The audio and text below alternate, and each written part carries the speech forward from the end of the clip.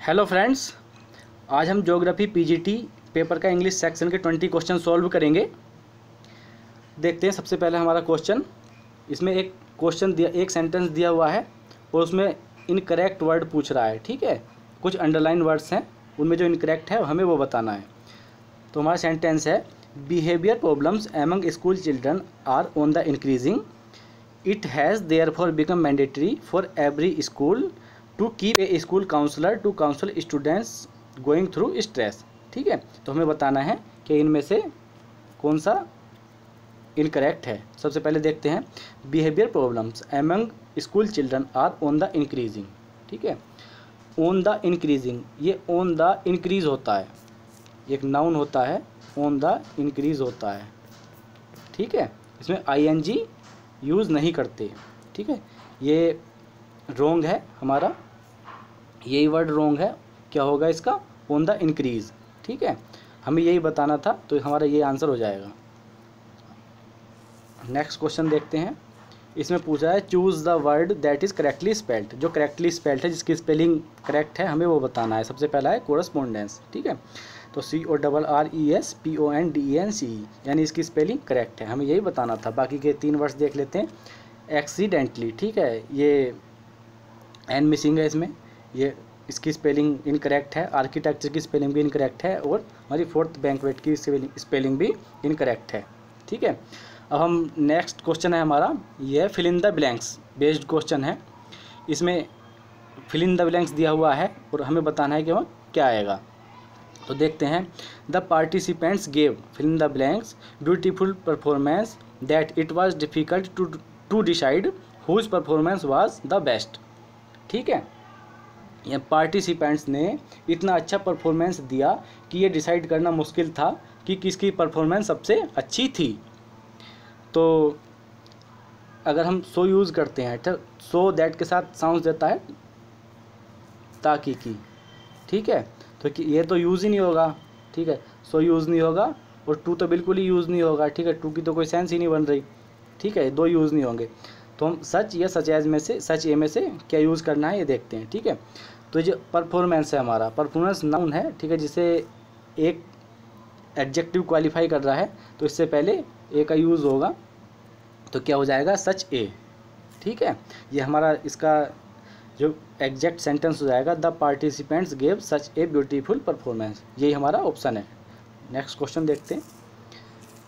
इसमें एक सेंटेंस दिया हुआ है और पूछ रहा है कि उसकी पैसिव बनानी है हमें। ठीक, हमें पैसिव बतानी है एक गिवन सेंटेंस की। हमारा सेंटेंस है, my employers treated me with great respect as I was hard working and efficient.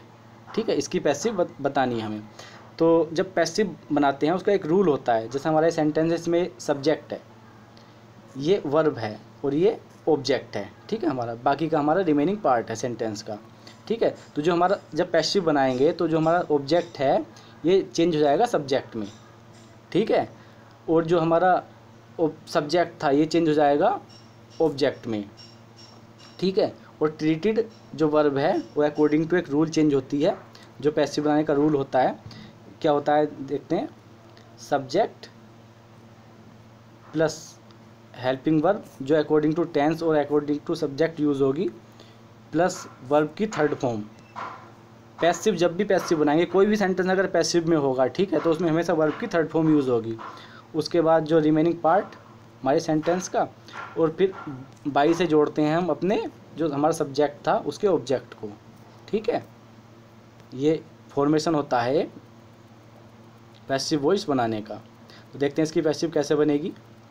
तो इसमें हमारा ऑब्जेक्ट है आई, आई का सब्जेक्ट हो जाएगा मी, मी का सब्जेक्ट हो जाएगा आई। ठीक है, और ये हमारा पास्ट इंडेफिनिट में है, तो जब पास्ट इंडेफिनिट की पैसिव बनाएंगे तो उसमें वाज या वर का यूज़ होता है।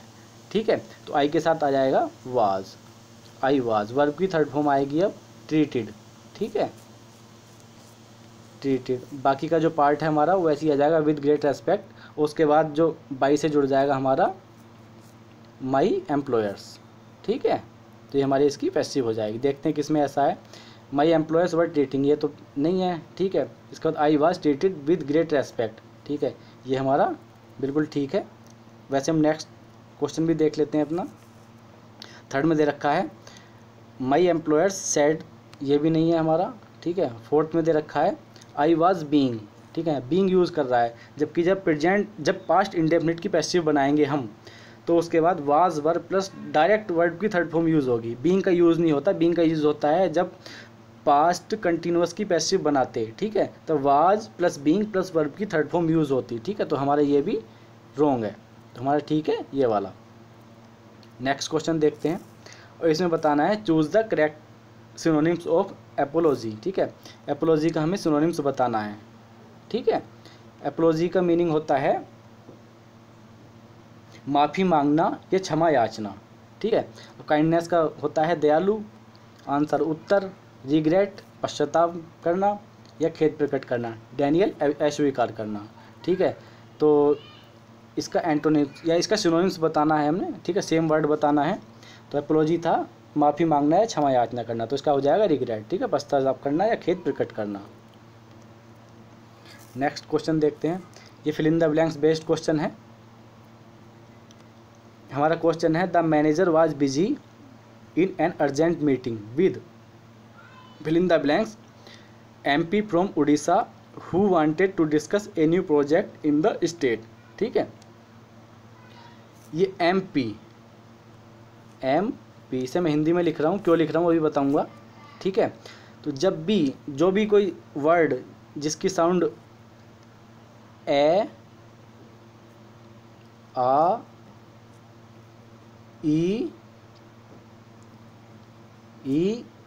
ए या फिर ए से शुरू होती है, ठीक है, तो उससे पहले क्या यूज़ होता है, एन का यूज़ होता है, ठीक है। जितने भी ऐसे वर्ड होंगे जिनकी साउंड ए आ ई ए ऐसे ही शुरू हो, उनसे पहले एन का यूज़ होता है, ठीक है। जैसे क्या NMP, NMLA,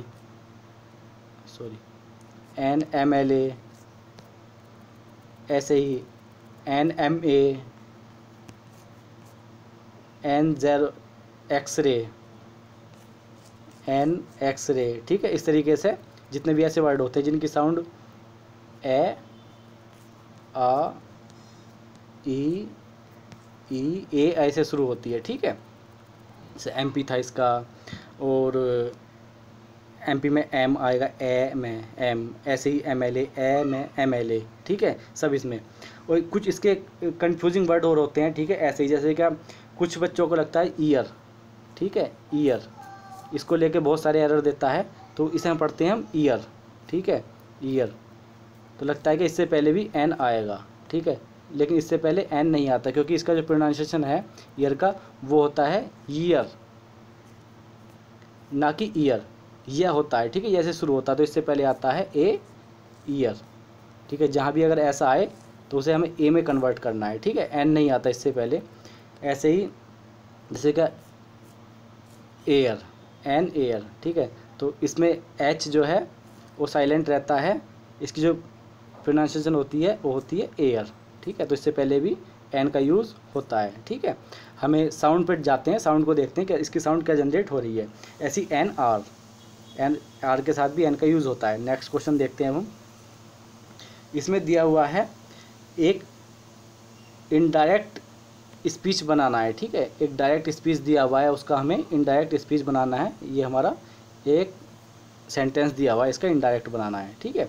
सेंटेंस है Savita said to her son be careful not to use your mobile while you are driving, it can be dangerous, ठीक है।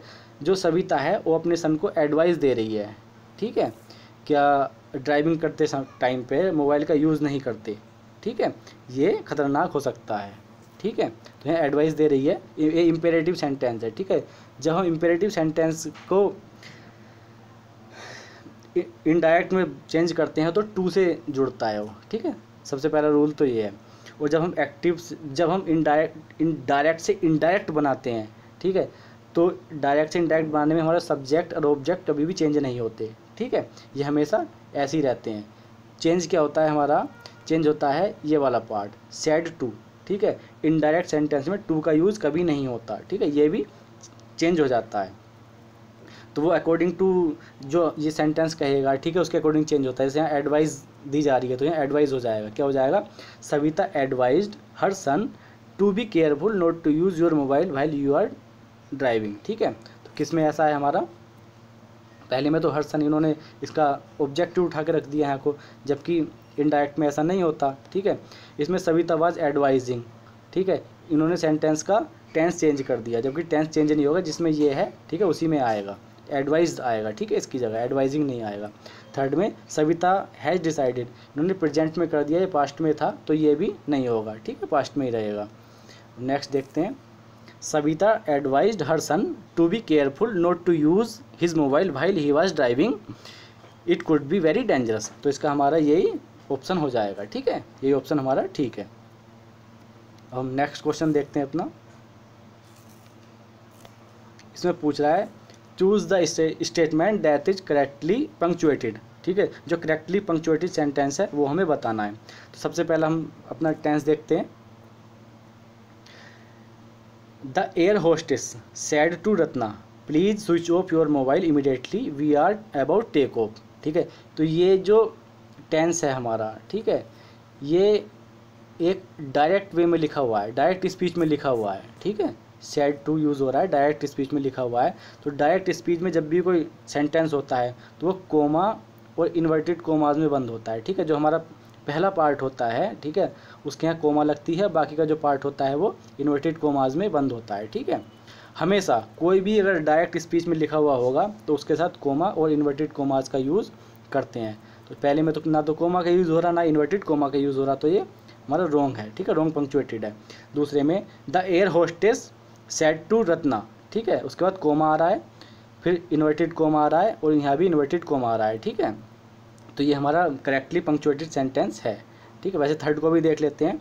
The air hostess said to Ratna, इसमें कोमा का यूज़ नहीं किया। ठीक है, केवल इन्वर्टेड कोमास का यूज़ कर रखा है, तो हमारा ये भी रॉन्गली पंक्चुएटेड है। और लास्ट क्वेश्चन में भी हमारे में कोमा का यूज़ नहीं रखा, केवल इन्वर्टेड कोमास का यूज़ कर रखा, तो ये भी हमारा रॉन्गली पंक्चुएटेड है। तो हमारा आंसर हो जाएगा सेकंड। नेक्स्ट क्वेश्चन देखते हैं।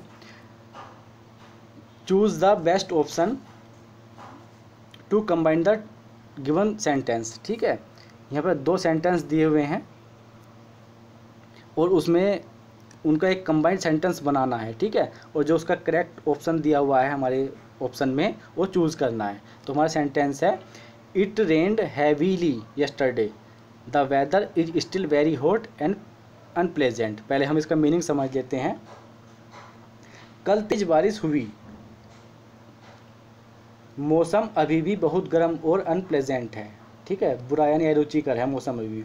तो इसमें दो ऐसे सेंटेंस दे रखे हैं जिनकी सेंस बिल्कुल अपोजिट जनरेट हो रही है। ठीक है, हमारे पहले वाले में क्या है, इट रेन्ड हैवीली यस्टरडे, यानी कल बहुत तेज़ बारिश हुई थी, तो उसका मतलब है कि आज मौसम अच्छा होना चाहिए था, ठंडा होना चाहिए था और प्लेजेंट मौसम होना चाहिए था। लेकिन मौसम क्या हो रहा है, हमारा जो आज का वेदर है वो अभी भी गर्म है और अनप्लेजेंट है, यानी बारिश का कोई फ़र्क नहीं पड़ा। तो जब इस तरह के सेंटेंस होते हैं वो आल दो से जुड़ते हैं। ठीक है, किससे, आल दो, ALDHOGH। ठीक है, आल दो से जुड़ेंगे और जो जब सेंटेंस कंबाइंड होंगे जहाँ पे वहाँ कोमा का यूज़ होगा। ठीक है, फुल स्टॉप हटा के। तो पहले सेंटेंस को देख लेते हैं। Since it rain heavily yesterday the weather is very hot and unpleasant. ठीक है, इसका मीनिंग देखते हैं। क्योंकि कल तेज़ बारिश हुई इसलिए आज मौसम गर्म और अनप्लेजेंट है। ठीक है, ये तो बिल्कुल ही रॉन्ग हो रहा है। ठीक है, इसलिए मौसम अच्छा या प्लेजेंट होना चाहिए था, तो सिंस का यूज़ यहाँ नहीं हो सकता। सेकंड में it rained heavily yesterday even though the weather is hot and pleasant. ठीक है, तो इसकी मीनिंग देखते हैं।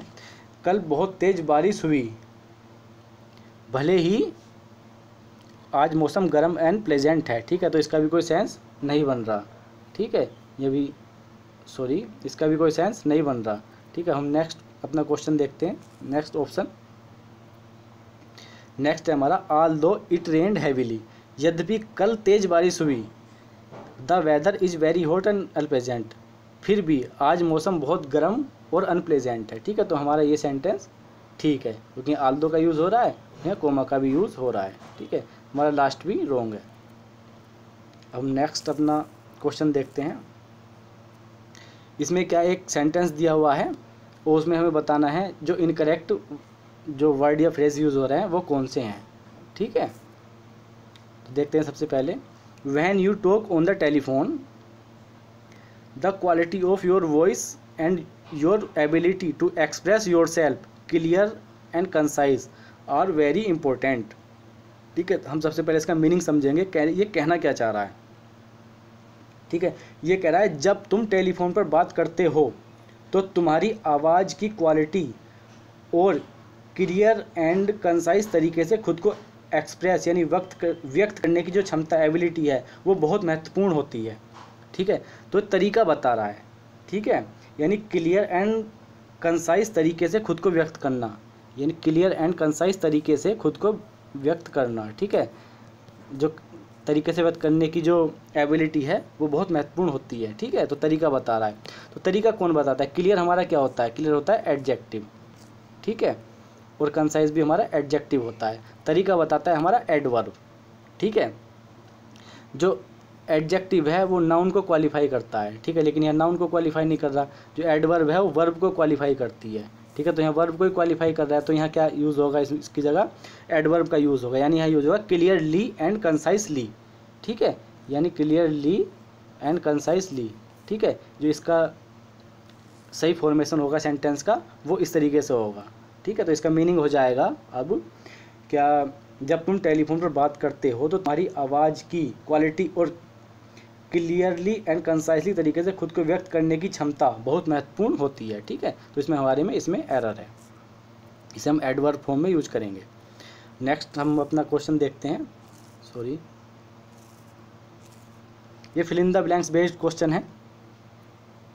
इसमें दे रखा है the oratorical skills she displayed in her fill in the blanks impressed the audience. ठीक है, ओरेटोरिकल क्या होता है? एक अच्छा शब्दों की प्रभावशालीता। ठीक है, अच्छा बोलने वाला। ठीक है, स्किल्स मतलब हुनर, जो उसने दिखाया अपने। अब पहले इनका मीनिंग देख लेते हैं, इसमें फिर यूज करेंगे। मेडन स्पीच मतलब पहला भाषण। ठीक है, जीवन का पहला भाषण, मेडन स्पीच। ठीक है, लेफ्ट हैंड कम्प्लीमेंटेड होता है, मतलब एक तारीफ के रूप में इंसल्ट करना। ठीक है, लेफ्ट हैंड कम्प्लीमेंटेड का मतलब होता है तारीफ के रूप में इंसल्ट करना। लीप इन द डार्क मतलब अंधेरे में जहाँ कुछ पता ना हो। ठीक है, मतलब भविष्य में क्या है उस तरफ पैर रखना। क्रोकोडाइल टीयर्स का मतलब होता है घड़ियाली आंसू। तो क्या हो जाएगा यहाँ? The oratorical skills he displayed in her maiden speech impressed the audience. ठीक है, ऑडियंस को इम्प्रेस किया उसके पहले भाषण में, जो उसने ओरेटिकल स्किल्स यूज किए, हुनर यूज किया अच्छा बोलने का। ठीक है, तो क्या हो जाएगा इसमें? हमारा इसका ऑप्शन हो जाएगा ये। नेक्स्ट देखते हैं अब हम, इसमें क्या कर रखा है?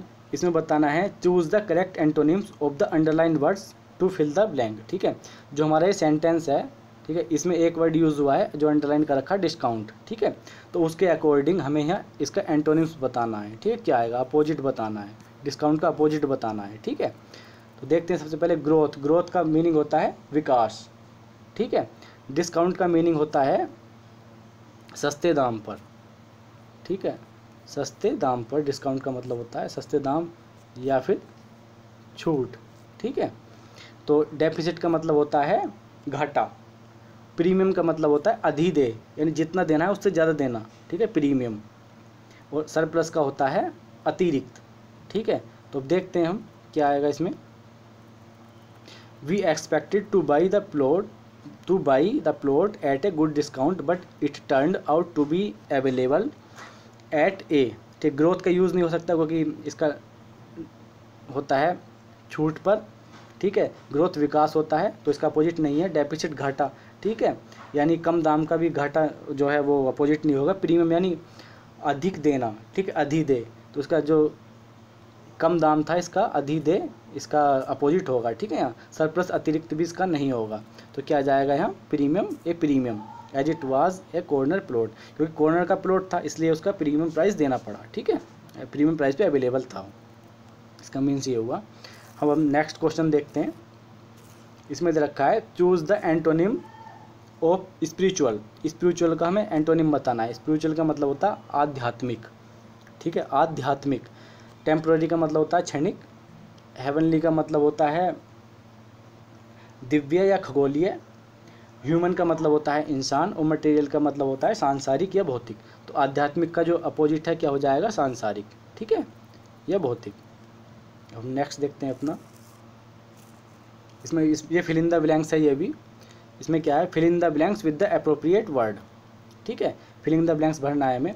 We fill in the blanks to cancel the meeting as it is raining hard for the last 3 hours, ठीक है, पिछले लास्ट 3 आवर से लगातार बारिश हो रही है, इसलिए हमें अपनी मीटिंग कैंसिल कर देनी चाहिए, ठीक है। तो चाहिए की सेंस जनरेट हो रही है, तो एक वर्ड होता है प्रेजेंट टेंस में मस्ट की जगह, ठीक है, हम हैज़ टू या हैव टू यूज़ करते हैं, ठीक है, मस्ट की जगह, यानी किस चीज़ पे अगर जोर दिया जाए, ज़रूरी करना है, तो मस्ट की जगह हैज़ टू या हैव टू का यूज़ किया जाता है, ठीक है। बिल्कुल सेम मीनिंग होता है मस्ट का भी और हैज़ टू हैव टू का भी। मस्ट के बाद भी वर्ब की फर्स्ट फॉर्म यूज़ होती है और हैज़ टू हैव टू के बाद भी वर्ब की फर्स्ट फॉर्म यूज़ होती है, ठीक है। तो यहाँ क्या हो जाएगा, हैव टू, क्योंकि ये प्लूरल है तो यहाँ हैव आएगा, हैज़ नहीं आएगा, ठीक है। अगर हम यहाँ गोइंग यूज़ करेंगे तो डायरेक्ट वर्ब है, ठीक है, मेन वर्ब, जो डायरेक्ट मेन वर्ब यूज़ नहीं होती वो हेल्पिंग वर्ब के साथ यूज़ होती है, इसके साथ कुछ ना कुछ हेल्पिंग वर्ब होनी चाहिए थी, ठीक है, तब यूज़ होता है, ठीक है, ये नहीं यूज़ हो सकता। ऐसे ही हैविंग भी यूज़ नहीं हो सकता डायरेक्ट, ठीक है। तो क्या यूज़ होगा हमारा, हैव टू कैंसिल, हमें कैंसिल कर देना चाहिए। अब नेक्स्ट क्वेश्चन देखते हैं, ये भी fill in the blanks question है। फिल इन द ब्लैंक्स तो बहुत सारे क्वेश्चन आए हुए हैं, ज़्यादातर fill in the blanks based question है, लेकिन यहाँ पर ग्रामर का यूज़ कर रहा है वो हर जगह, ठीक, ग्रामर के किसी पोर्शन का यूज़ कर देता है। तो देखते हैं इसमें क्या पूछ रहा है। इसमें दे रखा है the fill in the blanks in my life came when I earned a scholarship for higher education and worked very hard to get a degree in management, ठीक है, यानी मेरी लाइफ में आया, क्या आया, डैश, यानी फिल इन द ब्लैंक्स आया, ठीक है, जब मैंने हायर एजुकेशन के लिए स्कॉलरशिप प्राप्त की और मैनेजमेंट में डिग्री प्राप्त करने के लिए कड़ी मेहनत की, ठीक है। जब मैंने हायर एजुकेशन के लिए स्कॉलरशिप प्राप्त की, ठीक है, और मैनेजमेंट की डिग्री प्राप्त करने के लिए कड़ी मेहनत की, तो मेरी लाइफ में एक परिवर्तन, बहुत बड़ा परिवर्तन आया, ठीक है। तो इनका मीनिंग देख लेते हैं। टर्निंग पॉइंट का मतलब होता है बहुत बड़ा परिवर्तन आना है, क्रांतिकारी परिवर्तन आना। मेक ओवर का मतलब होता है नए सिरे से बनाना, किसी भी चीज़ को नए सिरे से बनाना। पुल थ्रू का मतलब होता है ठीक होना या सफल होना, ठीक है। बेड ऑफ रोज का मतलब होता है इजीली या कंफर्टेबल टास्क। तो क्या आ जाएगा इसमें, टर्निंग पॉइंट, यानी एक बहुत बड़ा परिवर्तन आया, ठीक है। ये हमारे 15 क्वेश्चन थे। अब नेक्स्ट है हमारा कंप्रहेंशन, ठीक है। कंप्रहेंशन को आप खुद देख लीजिए, किस टाइप की कंप्रहेंशन दी हुई है, इसे एक बार पढ़ लीजिए, ठीक है। क्या मतलब किस बेस पर कंप्रहेंशन आ रही हैं, किस टाइप के उनके क्वेश्चन आते हैं, और आपको एक बेसिक आइडिया मिल जाएगा, ठीक है। आप वीडियो को पॉज करके पूरे कंप्रहेंशन को पढ़िए, उसके बाद उसके क्वेश्चन सॉल्व करने की कोशिश कीजिए, ठीक है। ये पूरी कंप्रहेंशन है, और उसके बाद इसका एक क्वेश्चन दिया हुआ है, इसका फर्स्ट क्वेश्चन ये है, ठीक है। अकॉर्डिंग टू कंप्रहेंशन ही हमें इसका आंसर देना है, ठीक है। अब नेक्स्ट क्वेश्चन इसका 17 क्वेश्चन ये है, ठीक है। इसे भी पढ़िए और आप कंप्रहेंशन में देखिए क्या मतलब ये कहाँ से कैसे पूछा गया है, और इसका आंसर फिर दीजिए, ठीक है। खुद ही करना है आपको, एक अंडरस्टैंडिंग क्रिएट होगी, वीडियो को पॉज करके कर देना, ठीक है। और ये उसके बाद नेक्स्ट हमारा ये क्वेश्चन है कंप्रहेंशन का, इसे भी देख लीजिए, ठीक है। और जहाँ तक मैंने देखा है इसमें फिल इन द ब्लैंक से कम 4 क्वेश्चन आए हैं, लेकिन उनमें ग्रामर का यूज़ कर रहा है, ठीक है। और स्पेल्ड बेस्ड भी आए हैं, एंटोनिम्स सिनोनिम्स भी आया है एक एक, इन्हीं चीज़ पे ज़्यादा फोकस करना है। ये हमारा नेक्स्ट क्वेश्चन है, और उसके बाद हमारा लास्ट क्वेश्चन है, उसकी ये कंप्रहेंशन का हमारा लास्ट क्वेश्चन है, ठीक है। अब ये हमारा पूरा डिटेल डिस्कशन था इस वाले पेपर का। आपको कैसा लगा आप कमेंट सेक्शन में बताइए, ठीक है, कि इतने डिटेल से समझाया जाए, इससे ज़्यादा डिटेल से समझाया जाए, या इससे कम डिटेल से समझाया जाए, ठीक है। और thank you guys, thanks a lot.